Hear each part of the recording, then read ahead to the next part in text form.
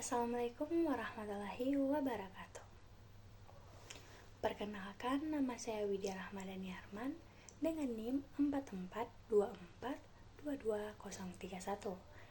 Mahasiswa Universitas Negeri Gorontalo, Program Studi Kimia, kelas A semester 3. Pada kesempatan kali ini, saya akan melakukan review dan presentasi dari salah satu jurnal internasional yang berkaitan dengan ekstraksi tembaga, di mana pembuatan video atau presentasi ini merupakan salah satu syarat untuk memenuhi tugas akhir dari mata kuliah Kimia Anorganik 2 dengan dosen pengampu Pak Kostiawan Sukamto.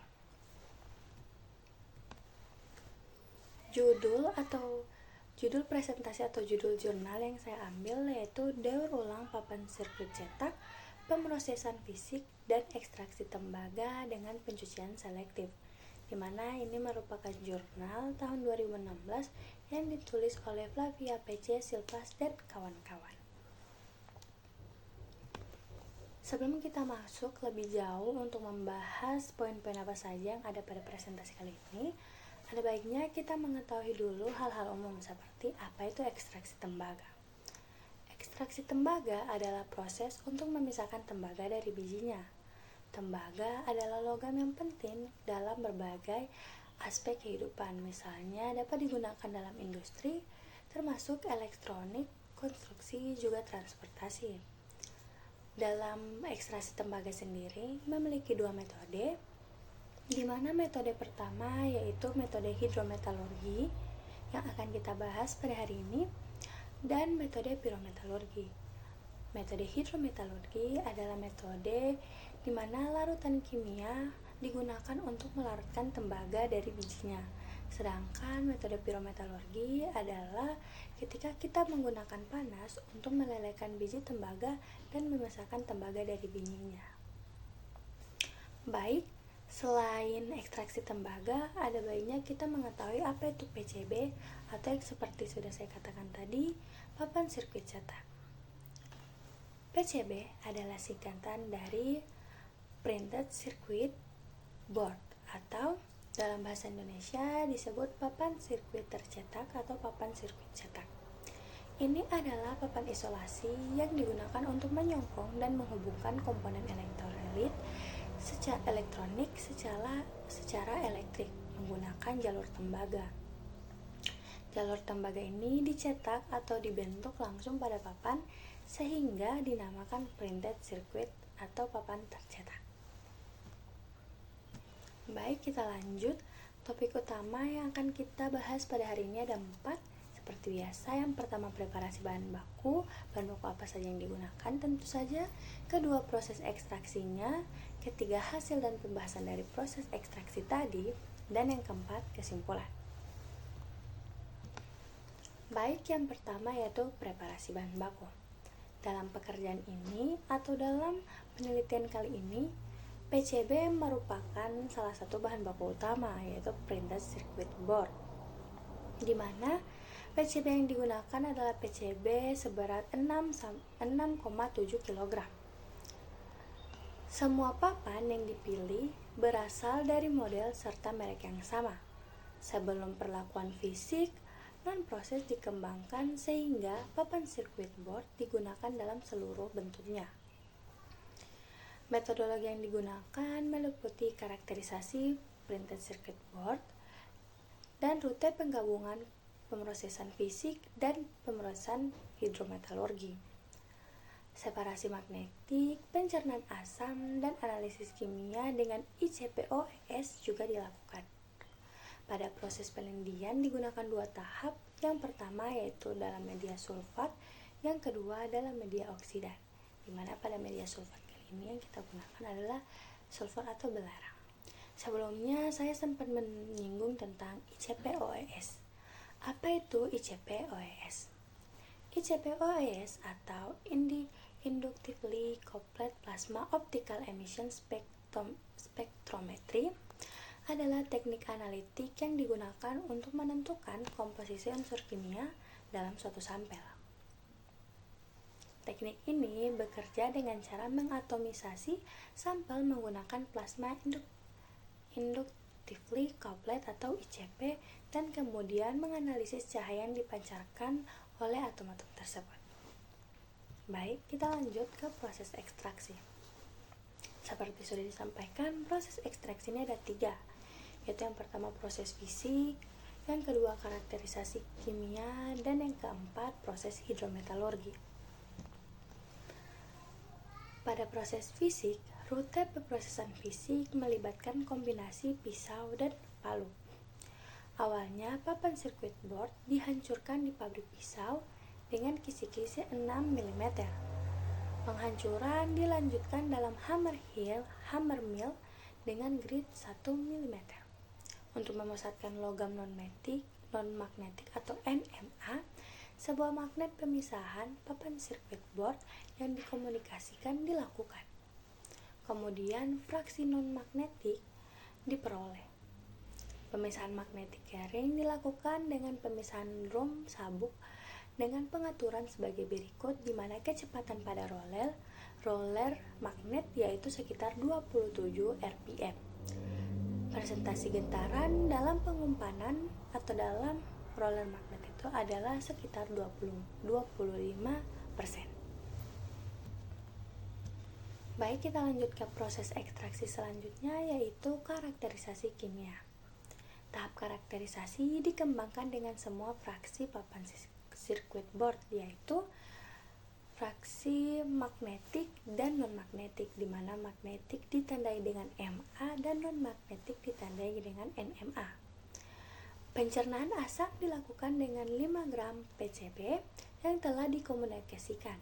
Sampel-sampel tersebut dibagi lagi menjadi 4 bagian untuk menjamin homogenitasnya, menggunakan sampel PCB 1 gram dengan ukuran kurang dari 2 mm menunjukkan karakterisasi logam sepenuhnya.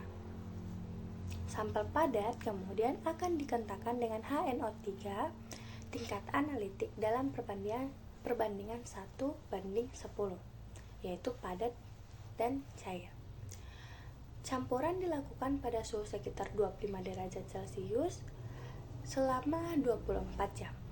Kemudian HCl ditambahkan dengan perbandingan 1:3, yaitu HCl banding HNO3, di mana HCl 1 dan HNO3 3. Campuran kemudian dipanaskan menggunakan bejana berjaket pada suhu 100 derajat Celcius sampai pelarutan sempurna semua bagian logam sekitar 6 jam. Larutan disaring dalam kertas saring kuantitatif dan padatan dikeringkan. Padatan ini dikeringkan di dalam tanur dengan suhu 36 derajat Celcius selama 48 jam atau sekitar 2 hari. Lalu kemudian setelah sudah dipastikan kering akan ditimbang. Bagian yang tercuci dipindahkan ke labu berukuran 250 ml. Ditambahkan 20 ml HCl ke dalam labu tersebut untuk mempertahankan matriks asam untuk analisis kimia oleh ICP-OES. Fraksi yang tidak terlarut dipertahankan dalam kertas saring dan dimasukkan ke dalam pelindian baru dengan asam nitrat 10 m dengan rasio padat cair 1:5 pada suhu 25 derajat Celcius selama 24 jam. Setelah 24 jam, larutan disaring dengan kertas saring kuantitatif, ditimbang, dan supernatant dikumpulkan untuk analisis kimia selanjutnya. Tujuan dari hal ini yaitu asam nitrat adalah untuk memverifikasi keberadaan logam sisa lainnya dalam pelindian ekstrak yang dihasilkan dari ekstraksi pertama. Makanya akan ditambahkan asam nitrat dalam prosesnya. Ketiga atau proses ekstraksi terakhir yaitu proses hidrometalurgi. Uji pelindian pada bahan non-magnetik atau NMA dilakukan dengan 2 tahap. Tahap pertama menggunakan larutan asam sulfat 1 m untuk melarutkan tembaga yang terikat dalam senyawa-senyawa yang mudah larut dalam asam sulfat, seperti tembaga karbonat dan tembaga hidroksida. Tahap kedua menggunakan larutan hidrogen peroksida untuk mengoksidasi tembaga yang terikat dalam senyawa-senyawa yang sulit larut dalam asam sulfat. Contoh, senyawa-senyawa yang sulit larut dalam asam sulfat adalah tembaga sulfida. Baik, pada pelindian asam sulfat tadi, itu asam sulfat akan bertindak sebagai pelarut dan mengikat tembaga yang terikat dalam biji NMA atau non-magnetik. Baik, selanjutnya yaitu hasil serta pembahasan. Poin ketiga, hasil dan pembahasan. Yang pertama, proses fisik. Dalam proses fisik, selama kehilangan di penggilingan itu, yaitu ketika penggilingan yang kombinasi pisau dan palu, kehilangan yang terjadi lebih rendah dari 6.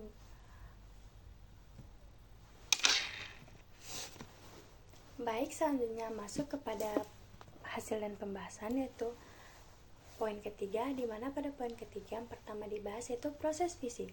Pada proses fisik, kehilangan selama rute penggilingan, yaitu ketika kombinasi pisau dan palu, lebih rendah dari 6% 6 Wt atau 6% berat. Nilai 4 kali lebih rendah daripada yang dilakukan oleh Moreas pada tahun 2011. Di sini kita akan menggunakan dua rujukan, yaitu Moreas dan rujukan dari Yamane di 2002. Pada Moreas yang didapatkan yaitu sekitar 25 berat persen dan hampir 5 kali lebih rendah daripada yang didapatkan Yamane ketika 2012, yaitu 29 berat persen. Masing-masing yang dikutip ini menggunakan satu jenis papan sirkuit board, di mana Moreas menggunakan papan sirkuit board dari telepon seluler yang sudah tidak terpakai, dan Yamane menggunakan papan sirkuit board dari komputer. Kedua rujukan ini atau penulis hanya menggunakan hammer mill, dan Moreas menghancurkan dengan kisi-kisi 4 mm, sedangkan Yamane dengan kisi-kisi 2 mm. Kerugian selama proses penghancuran dapat terjadi karena partikel halus dan ringan seperti serat kaca dikeluarkan dalam proses tersebut. Meskipun demikian, penelitian ini menunjukkan bahwa penghancuran PCB atau papan printed circuit board menggunakan hammer mill efisien dalam skala industri untuk tujuan perbandingan presentasi bahan magnetik serta non-magnetik. Selanjutnya, hasil dan pembahasan kedua, yaitu karakteristik kimia. Berdasarkan analisis kimia, dimungkinkan untuk menentukan konsentrasi logam yang ada dalam papan sirkuit board yang telah diteliti, menunjukkan perbedaan komposisi jenis papan sirkuit board dari Moreas yang menggunakan ponsel serta yang digunakan oleh Yamane yaitu komputer. Perbedaan konsentrasi logam mungkin terkait dengan jenis papan sirkuit boardnya, metodologi yang diterapkan dalam setiap penelitian, inovasi teknologi yang berkembang, serta asal bahan dan metode analisis kimia yang digunakan. Papan sirkuit board dari printer mirip dengan papan sirkuit board dari komputer yang diteliti oleh Yamane. Hanya untuk logam berikut, yaitu aluminium Al ada sekitar 3,73 berat persen dan 4,26 berat persen masing-masing. Papan sirkuit board dari printer juga dari komputer. Lalu pada papan sirkuit board komputer dan printer ada kandungan Ni atau nikel yaitu sekitar 0,34 berat persen dan 0,37 berat persen secara berurut masing-masing dari printer circuit board, dari printer serta dari komputer. Lanjut yaitu hasil dan pembahasan pada proses hidrometalurgi, di mana pada proses ini digunakan dua tahap, yaitu pertama dibedakan menjadi dua tahap, yaitu pertama pelindian belerang dan kedua pelindian oksidasi. Pada pelindian belerang dicoba untuk bertujuan untuk menghilangkan logam-logam pengotor dalam proses ekstraksi tembaga. Hasilnya 90,0% aluminium, 8,6% timah, dan 40,0% seng berhasil diekstrak. Selama uji coba, pH dijaga antara 0 sampai 0,5 dan ORP antara 220 mV sampai 280 mV. Data ini memungkinkan analisis ekstraksi logam menggunakan diagram Powerbags untuk setiap logam. Dalam tahap pelarutan pertama, seng tidak sepenuhnya terambil karena hanya komponen dengan permukaan berlapis seng yang terlarut saja. Seng yang terkandung dalam panduan tembaga seperti kuningan hanya akan diekstrak bersamaan dengan tembaga. Seng belum sepenuhnya terlarut pada tahap yang pertama. Karena hanya komponen dengan perlakuan permukaan seng yang terkena aksi dari asam sulfat tadi. Panduan tembaga meningkatkan ketahanan seng terhadap oksidasi, oleh karena itu kemampuan ekstraksi seng dengan asam sulfat sangat terbatas. Kedua, ketika proses Playlindian oksidasi.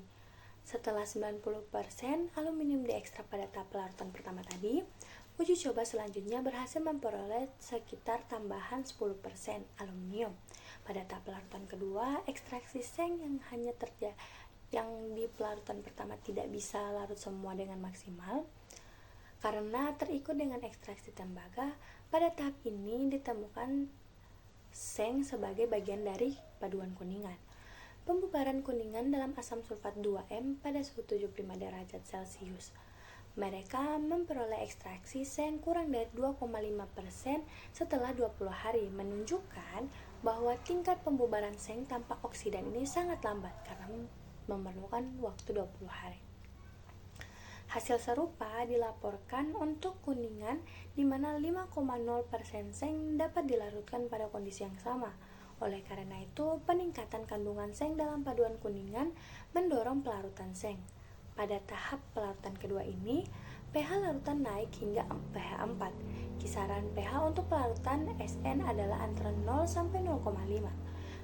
Karena itu, SN tidak dapat terlarut pada tahap kedua ini. Baik, setelah penjabaran semua baik dari proses preparasi bahan baku, proses ekstraksi, serta hasil dan pembahasan, kesimpulan yang didapati atau yang bisa saya tarik yaitu pemrosesan fisik menunjukkan bahwa 74,6% berat material PCB dari printer adalah bukan magnet atau NMA dan 25,4% berat adalah magnet atau MA. Komposisi PCB printer terdiri dari 44% berat logam, 28,5% berat polimer, 27,5% berat keramik, dan ketika analisis menunjukkan komposisi logam PCB adalah 0,3% berat perak atau AG, 3,7% berat aluminium, 0,004% itu merupakan emas, 32,5% adalah tembaga sendiri, 1,4% yang merupakan besi, 0,3% merupakan nikel, 0,9% adalah berat timahnya SN, min 0,6% berat seng, dan 4,1% berat total logam lainnya. Pada tahap pelarutan pertama, menggunakan media asam sulfat berhasil diekstrak 90% berat aluminium, 40% berat seng, 8,6% berat timah, sedangkan pada tahap pelarutan kedua, yang bisa diekstraksi adalah 100% berat tembaga, 60% berat seng, dan 10% berat aluminium.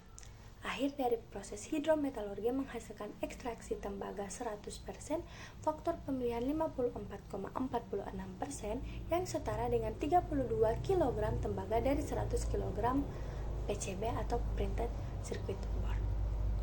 Baik, mungkin hanya itu yang bisa saya jelaskan. Kurang dan lebihnya selama proses penjelasan mungkin ada salah-salah kata dari saya sangat-sangat mohon maaf. Sampai berjumpa pada video-video selanjutnya. Saya Widya Rahmadani pamit undur diri. Wassalamualaikum warahmatullahi wabarakatuh.